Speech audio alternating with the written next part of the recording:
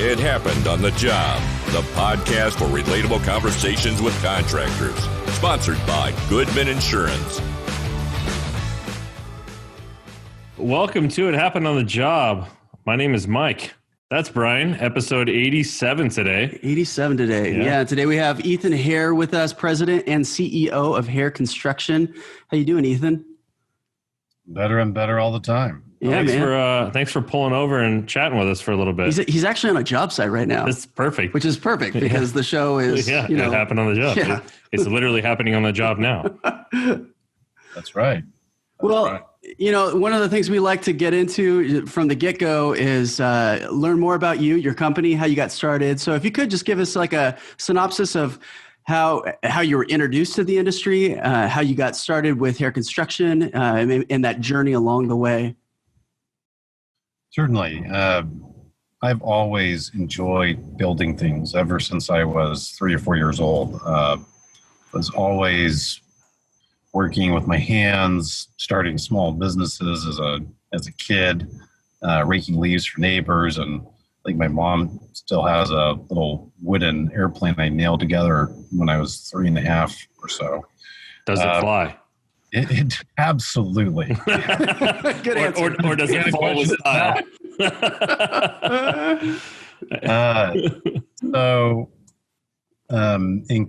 In high school, I had a friend's dad who was a retired part-time general contractor, and he was looking for, he needed a little demolition done. So he asked his kids if they had any friends that wanted $10 an hour cash to do demolition. I said, $10 an hour cash to break things?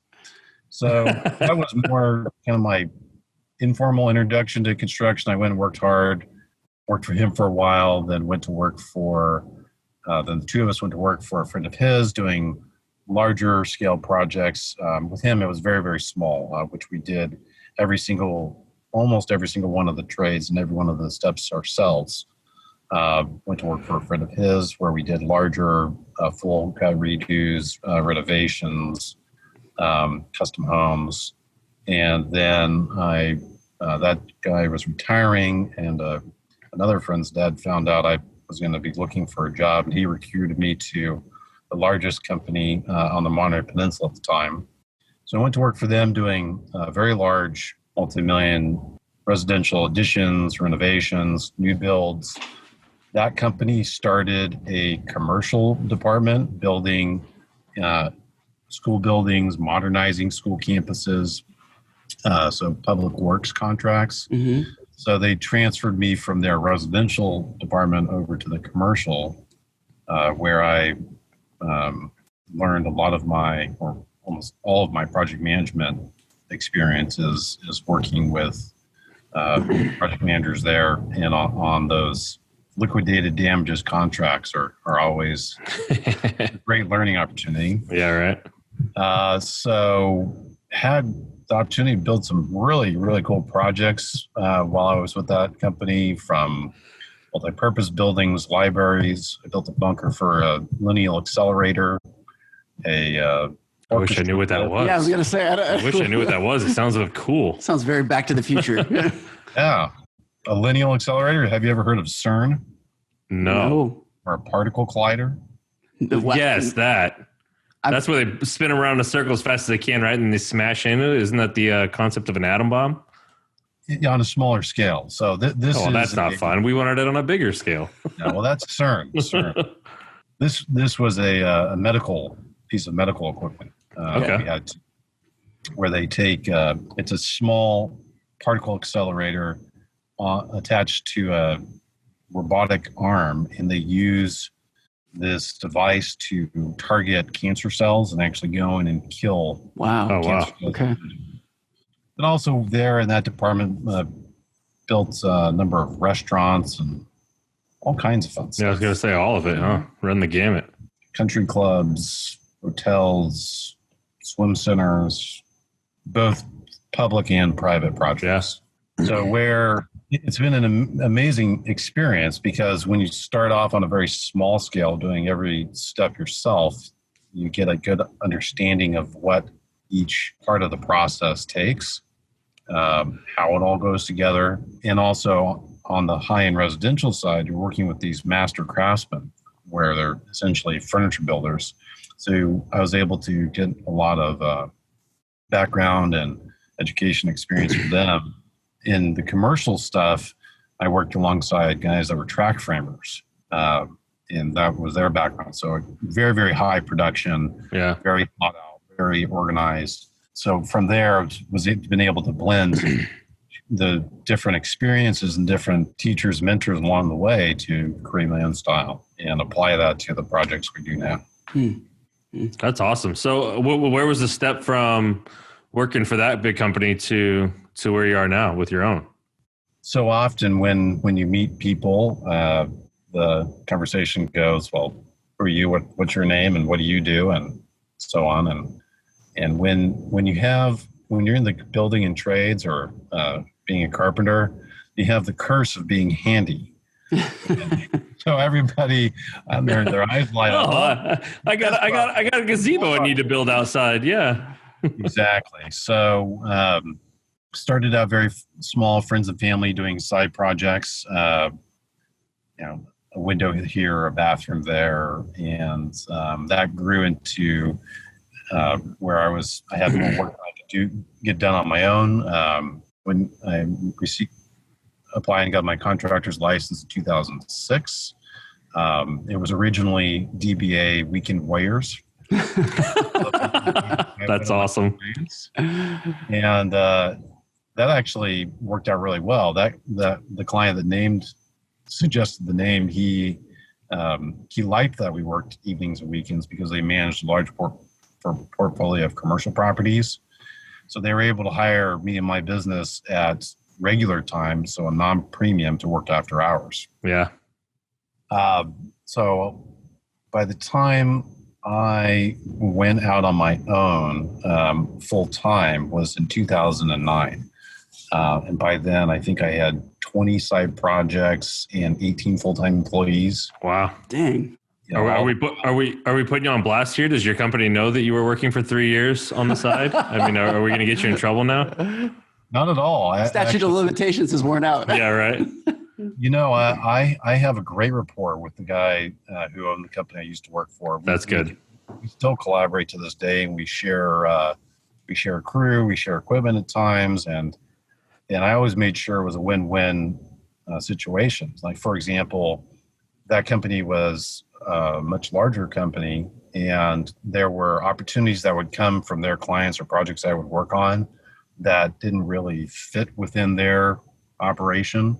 So I worked out a deal with him to say, look, I'll bid it. I'll give you here's the number. I'll run it and I'll do it on the side. You contract with the client. I'll make you a margin and we'll get it and we can get it done.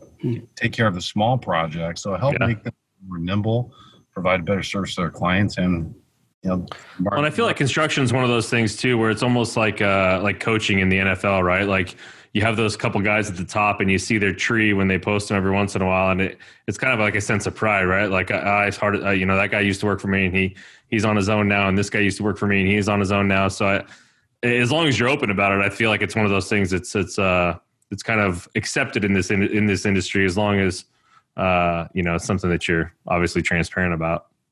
We find many builders. I'm more of a collaborator than these brass knuckles competitors. There's plenty of business and work for everyone. Right. Yep. There's always something to do. I'm more of a mind to collaborate and partner and align with other builders and companies than those that are just real black and white. Yeah. As long as it's done with an open heart and with the idea that it's a win-win, then why not? That's cool. So I was going to say, in terms before you made that at that 3-year kind of window, was the hesitancy to jump out on your own fully? Did that have to do more with, I probably shouldn't say hesitancy, but because I'm sure there was a strategy there, but did it have more to do with the fact that you guys were a startup and you were trying to make sure those guys were paid and, and taking care of them before you took care of yourself? Or did it have to do with the number of projects, or what was that life cycle like in those 3 years? Well, it's actually a much longer story than that. It's and I have been doing side projects since I was a teenager. Right. I worked for that other company from 2001 to 2007 or 2009. And then I went out 100 full-time on my own in 2009. I actually had started a real estate development project, a commercial one. We closed escrow on that December 31st, 2007. Oy. Not sure if that timing. Oh, I know that. I worked for a real estate investment company at that same time. I know what was coming. At least so. My education is 100% a street education. Yeah. And about now, I think I've got 2 PhDs. Sounds about right, especially at that time. A couple of law degrees, unfortunately and unfortunately. So I had entered into that project on a handshake, tenants in common, with a partner, multi-million-dollar renovation. I was 24 years old when we closed escrow on that. And that project was, we had enough money to buy it, but not complete. We had about 1.2 million in renovation and improvements to make. So we were 100% dependent on construction financing. Our timing, closing escrow on December 31st, 2007, was perfectly bad because it couldn't have been worse. Yeah. I don't mean to laugh either. I apologize. But looking back, it's just one of those things. It's hindsight, like, wow. You know, we have to laugh about these things. We have to learn from it. Any of these lessons, whether it be bad partnerships, difficult, mistaken hires, mistakes on the job. I say to myself and say to my team, look, this is tuition. Don't focus on it as being a mistake. This is costing me and the company money and time, and let's focus on it let's think about it as education. I love that. So that project was extremely educational. If only I had a formal education, it would have been. I had a formal education, and nobody knew unless you were in that small circle bubble at the time. I could have gone to almost any university in the world for 5% of the cost. Maybe not even that much. So what killed us on that project is all of the loan brokers that we were talking with were still stoned off their lending binge from the previous 7 years. And so they told us that they could get the financing done. Verbally, in writing, et cetera, multiple lenders. So what we did is we went ahead and started with the project. Well, if you start a project and you don't have the money in hand, and here I was, 24, naive, things had gone exactly how my partner had said on other projects. Like, okay, this is how it works. To shorten up the story a little bit, we ended up having to go and raise the 1.2 million to get it done. And it was a friends and family effort. My much older, experienced partner he raised 50, and I ripped 50,000. I ended up raising the rest. Wow. And that doesn't work real great when it's tenants in common handshake agreement. So a lot of lessons there. So in 2009, when I went out on my own at full time, it wasn't because I had a strategy to expand the business. I thought I was going to go and wind up the business and wrap it up and go back to work for the company I was had just left. I was like, I got to go get this project dealt with, put it away, and just get back to work. One of the interesting things is when you raise money from friends and family, the option to fail not an option. Yep. Goes away. So when I had a number of different people, very, very wise, very experienced, tell me, this isn't possible. You can't overcome the obstacles that kept being put in front of us.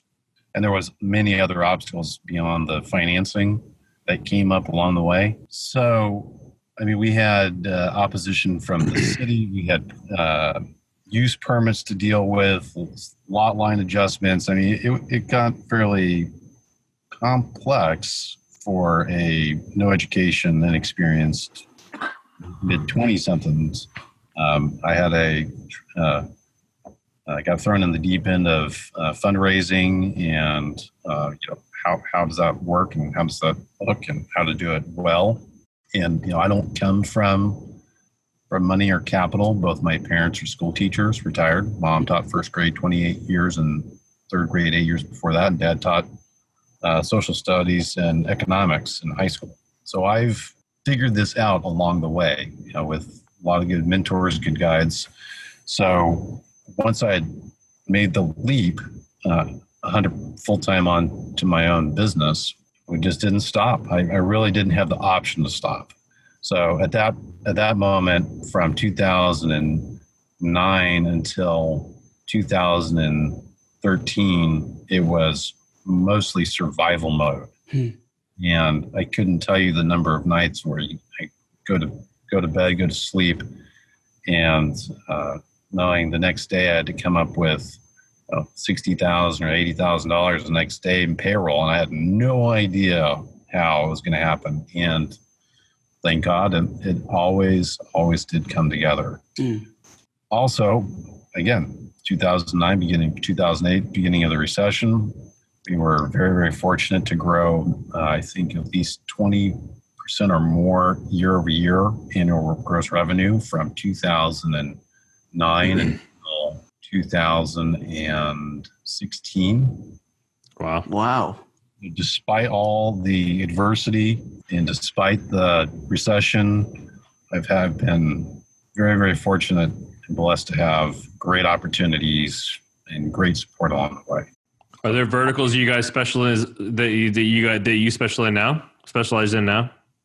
Working for good clients. Doesn't matter, commercial, residential, doesn't matter. He's a carpenter, man. He does it all. I mean, like I said, I've built lineal accelerators. We've done design build MRI rooms. Pebble Beach is a client of ours. We've done retail, hospitality, fitness centers. This last year, we fell in with a fitness franchise, and we did one in Pacific Grove. They referred us to a second in Carmel, and 6 months later, I think we had 30 under contract. Oh wow! Jeez, that's awesome. Of course, now in the era of COVID, those have gone away and or on hold. On hold, yeah. Support a few of our clients to negotiate workouts with landlords and so on, which having had the trial by fire and all the street degrees, that's really helped empower me be able to support our clients and really understand how us as a builder integrates and supports them and their responsibilities and commitments for leases and lease negotiations, and also on the landlord side. We do a lot of work for a couple of different REITs. So we have single family homeowners that we will do a remodel for, and we have multi-billion-dollar REITs that we have done facelift on shopping centers. We've done lots of accessibility and common area repairs. Yeah. And those are great because, again, it's consistent. Yeah. Right now, commercial is about dead.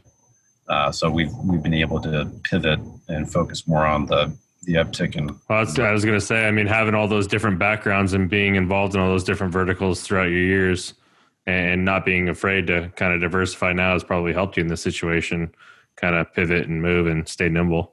Big time. And also, thankfully, the last several years, we've been aggressively investing in technology. So that's helped streamline our processes and enable us to be more remote and adaptable when we need it to be. Yeah.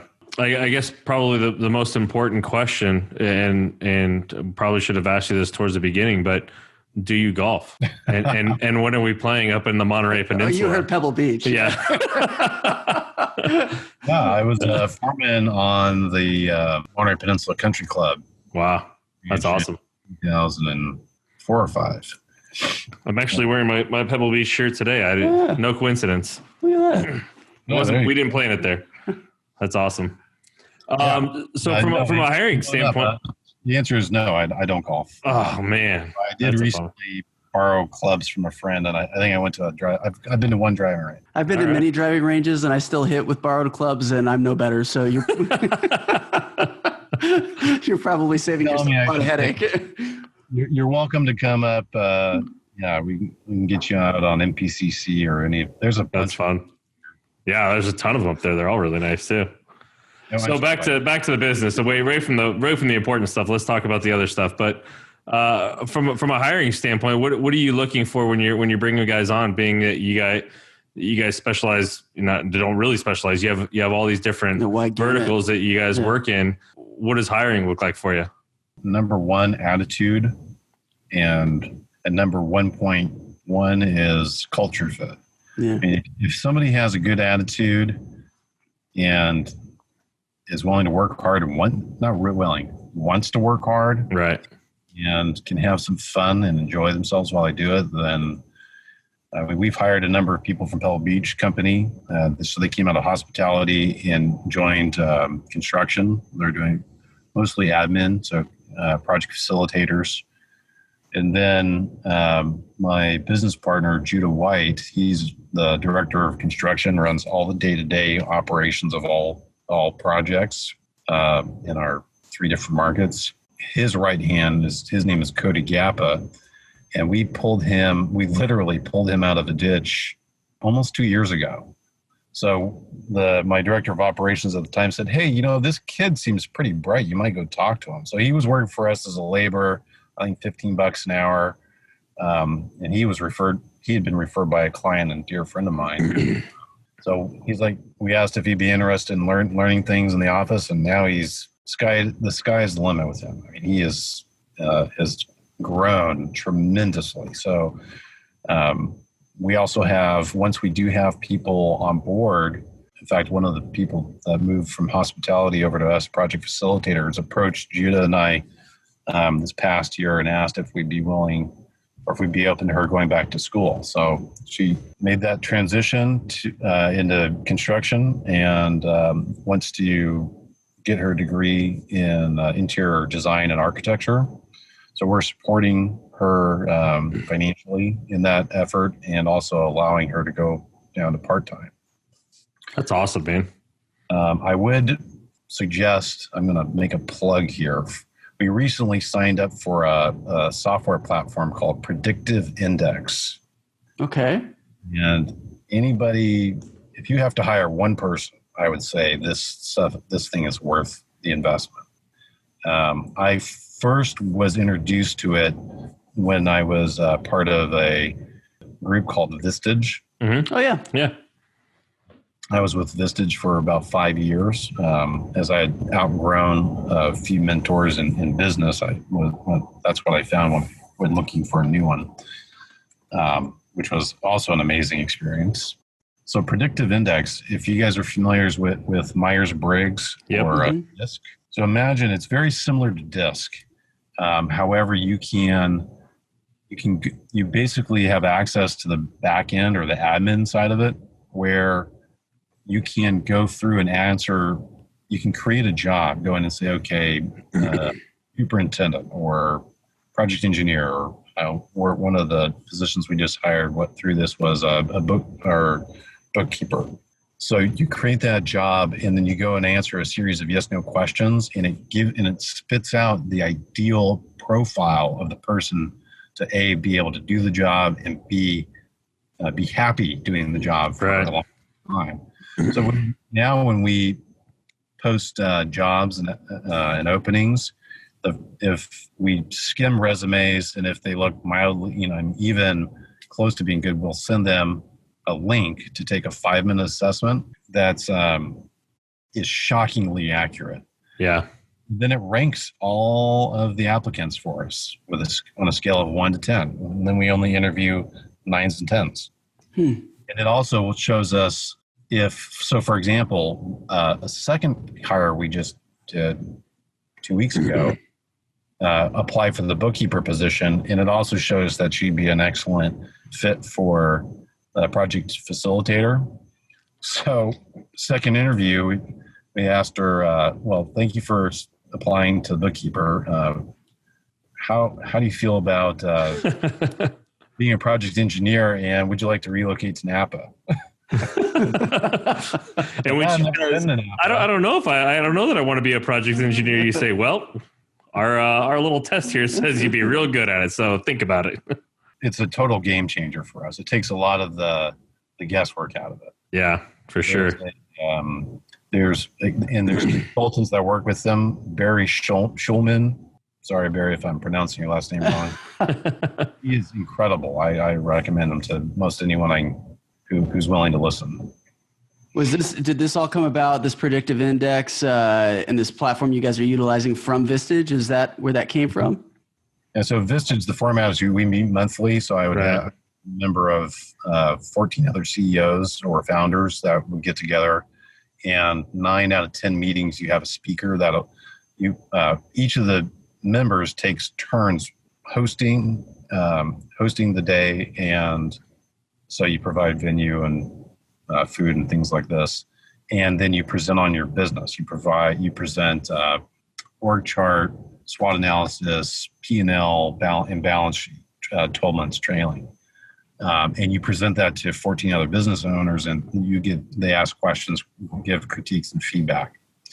The second portion of the day, or the other half, generally will have a speaker, whether it be on analytics, culture, recruiting, retention, negotiating, and so on. One of the speakers was Barry, and he came and presented Predictive Index. So it's I resisted signing up for it for a while because it's not inexpensive, and within the first week of us taking the plunge, I think it's already paid for itself. Yeah. Already paid for itself, and continue to do so in spades. That's great. That's awesome. Wow. So something that we like to kind of pivoting away from employees a little bit that we like to talk to people about is marketing. Are there things you guys are doing digitally, just because that's such a new concept, I guess, for construction and contractors, be it social media or websites or being on podcasts like this? Are there things you guys are doing deliberately to kind of have a presence out there digitally? We do have a couple of we participate on a couple of social media platforms, and recently have retained a friend and colleague of mine to help support us with that on a monthly basis. It's a pretty modest effort for us. It's more about brand and awareness than it is marketing. Right. And how can we provide good content or information to others? I also volunteer with a nonprofit called CASA. It stands for Court Appointed Special Advocates. So we provide and support, we recruit, train, and support volunteers that work with kids in the foster care. I would say at least half of our marketing is promoting that initiative and cause, and then it's really relationship based.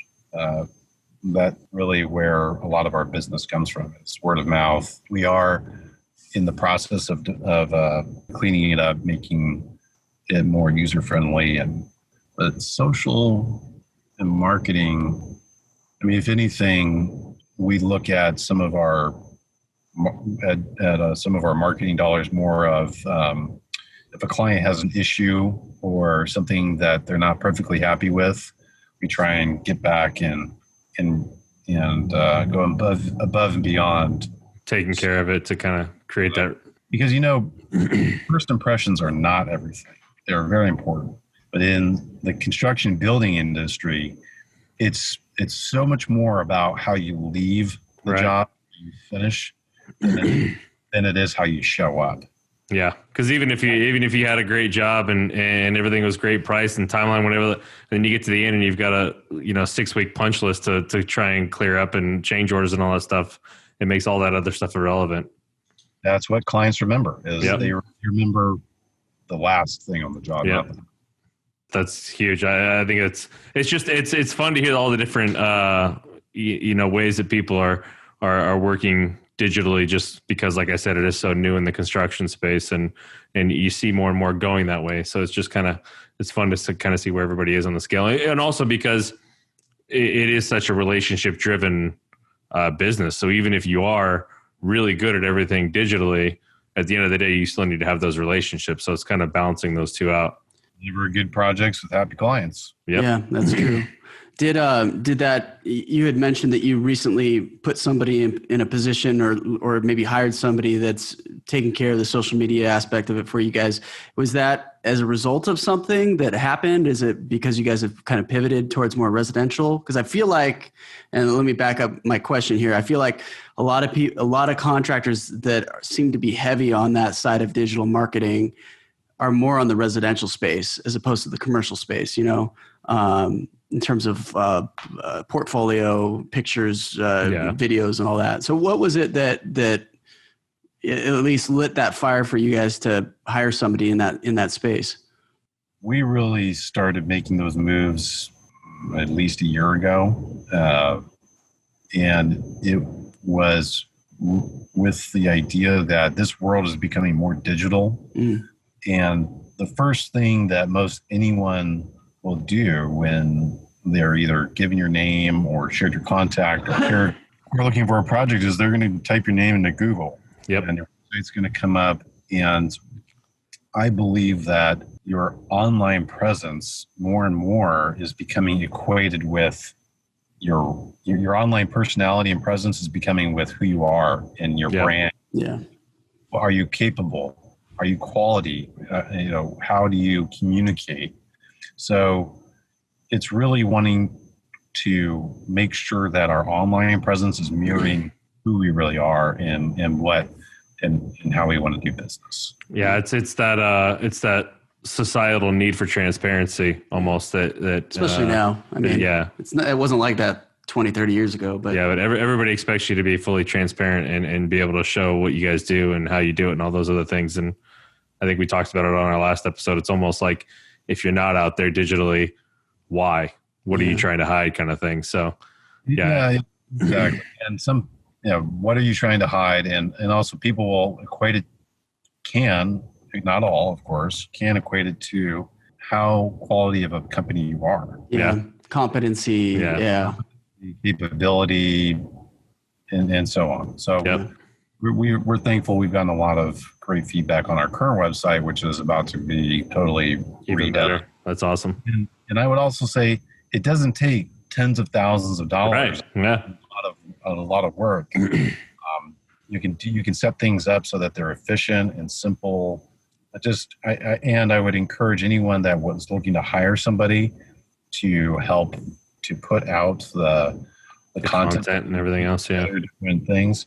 Really make sure you spend time with them. Don't just say, and I say this because I went and hired a professional outfit.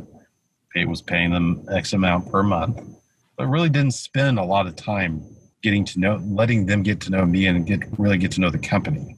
Not so much me, but like who we are, what we do, and how we do it. Because you want that. The content has to reflect who you guys are and what you do. Yeah, it can't just be empty. Otherwise, it can backfire. Yep. No, that's awesome. Well, if I could just, I want to go back to kind of towards the beginning, because we were talking about Predictive Index, how you're hiring employees now. Back then, back in 06, 07, 08, when you were hiring those 18 employees, and I'm sure there's probably more, I'm guessing, just because, it's construction, right? But, what was your hiring process like to bring people on at the very beginning? Okay. You're smiling right now. There's a funny story. So Joelle Flores, who's my first full-time employee, and I remember being a nervous wreck hiring a full-time employee because to me I'm making a commitment to somebody to help put food on their table. And keep in mind, I still had a full-time job, so I was full-time for my side jobs. And he was referred to me by a coworker at my day job. And I said, okay, well, we're pouring concrete this day and have him come by at this time. So he comes by and you guys know what screeding concrete is? No. I'm screeding concrete. Screeding concrete is when, after you dump out all the concrete on the ground, we were doing flat work. and you take a flat board or an aluminum rail and you smooth it out. Oh, yeah. Okay. That's called smoothing concrete. So I was on one end of this 2x4 and Joel walks up. I'm like, grab onto the other 2x4. And that was his interview. He was hired. He jumped in there and he's still with me to this day. Gosh, right through the recession, I've kept him full time, except for maybe like a combined total of 2 weeks. And he's fantastic. So that's awesome. We certainly now hire slowly and fire quickly. Yep. Invite people to go somewhere else.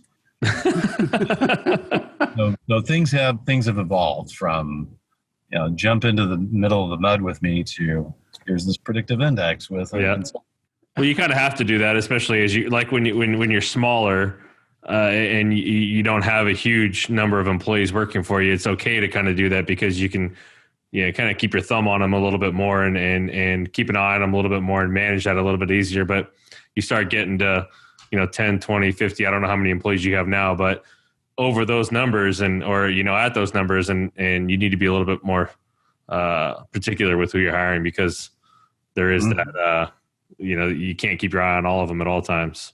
Yeah. And culture. Well, that's the part of it too, right? You got that many people working together. When it's just you and a couple other people, you can figure it out. But when you got that many people, they need to be able to work together. Yeah, culture eats strategy for breakfast. I think that's important.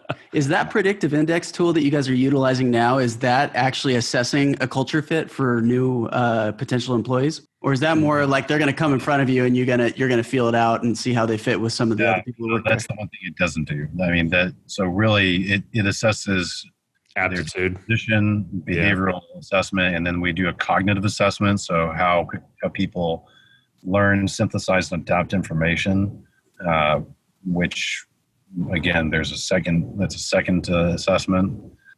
And then by the time we're interviewing people, we're only interviewing 9s and 10s. So the only thing we're really focused on is culture fit at that time. Yeah. And then that's nice too, right? Because at that point you can focus on just the culture fit. You don't have to worry about all the other stuff because you're not wondering if that's going to. Yeah. Very cool. Yeah. Well, what's the future look like for you guys? Where are you headed? Verticals or different geographic regions or different? What's the plan for you guys? Well, he's got all the verticals covered. I was going to say, I don't know that there's much more you could do by way of different verticals, but. Well, actually there is. And we got into that this past year where starting to do our own projects, our own development projects. You guys are developing that too? Yeah.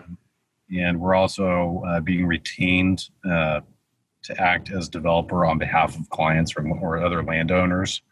So that for me is the next thing to keep my brain happy and engaged and fun. New challenges. The project I'm across the street from right now is 3 blocks from Napa River and 3.5 blocks from downtown. A friend of mine and I bought a 7-unit apartment building built in the 1890s. Oh, geez. We're doing a complete renovation of that and looking for more to do.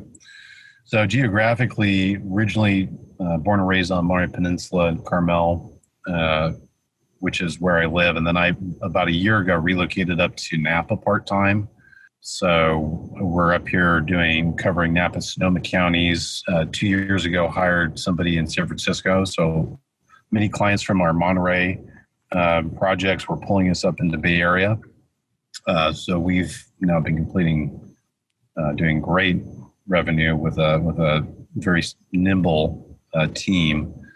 So we're covering Monterey Peninsula, Monterey County, and San Francisco and the greater Bay Area counties. And then also about a year and a half, almost 2 years ago now, a very close friend of mine, he was the head of, or second in command of engineering for MPC, Monterey Peninsula Country Club, a local golf club in Pebble Beach.